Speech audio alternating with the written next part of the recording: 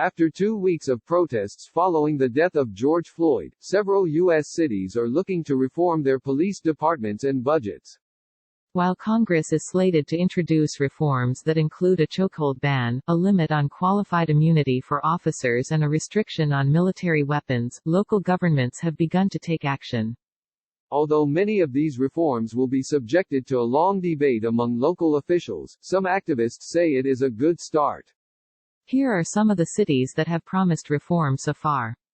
Minneapolis. The Minneapolis City Council announced Sunday that it would disband its police force in light of Floyd's death and long-standing issues with police conduct.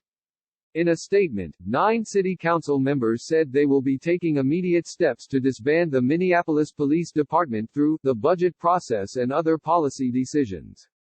We're committed to engaging with every willing community member in the city of Minneapolis over the next year to identify what safety looks like for everyone, the members said in a statement. Although plans for defunding the police are veto-proof, Minneapolis Mayor Jacob Frey told Good Morning America Monday he is not in support of disbanding the police. Frey, who was booed by protesters Sunday, said he is aiming to address police abuses through internal changes.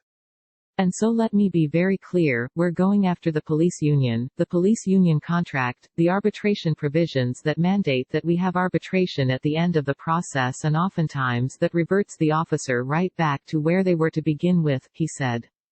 Last week, the City Council unanimously voted on several police reforms including the banning of chokeholds and restrictions on the use of weapons such as tear gas on crowds. Candace Montgomery, director of Black Visions, one of the local groups that have been in discussions with the council since the protests began, said the city should have done this long ago. George Floyd should not have been murdered for so many people to wake up, she said in a statement. New York City. On Sunday, Mayor Bill de Blasio announced a sweeping set of reforms that would shift funding from the NYPD to other sectors of the city's budget. De Blasio said he will work with the city council to hammer out the details over the next 3 weeks, but told reporters Monday that the amount would be something substantial. We will do that as a negotiation, he said.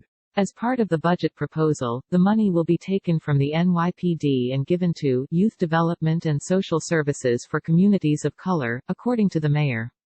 The city will also shift enforcement of its street fairs out of the NYPD's jurisdiction and push for the state legislature to remove provisions in its 50A law that the mayor says limits police transparency.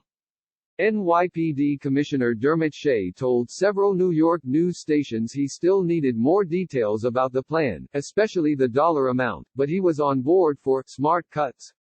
I fully support moving money to youth programs, he told NY1 Monday morning. Every city agency needs to tighten its belt. Seattle. Seattle Mayor Jenny Durkan announced Sunday short and long-term changes to the city's police force to address the concerns about police from residents. She said she will review the Seattle Police Department's budget with a special focus on listening community voices throughout the process. Mayor Durkan concurred with many activist groups' requests and is working to quickly implement changes, including establishing and resourcing of a Seattle Black Commission and investing $100 million in community-driven programs for Black youths and adults, her office said in a statement. In addition to the budget proposal, Durkan has called for an independent prosecutor at the state level to investigate and prosecute any police officers as well as updating the department's procedures for mass protests. Sacramento. The Davis Police Department announced Saturday that it will prohibit its officers from using chokeholds. Chief Darren Pytel said Floyd's death prompted questioning over current police tactics and more reforms were coming. The police change affects the strong thoughts and public demand for change in contemporary policing today, Pytel said in a statement. The Davis PD also put out other policy changes including one that requires an officer to intercede if they see a fellow officer use excessive force. New Jersey. New Jersey Attorney General Gurbir Grewal announced on June 5 that the state will ban police departments from using chokeholds, carotid artery neck restraints or similar tactics. Grewal said their use has led to several incidents where a suspect suffered asphyxiation.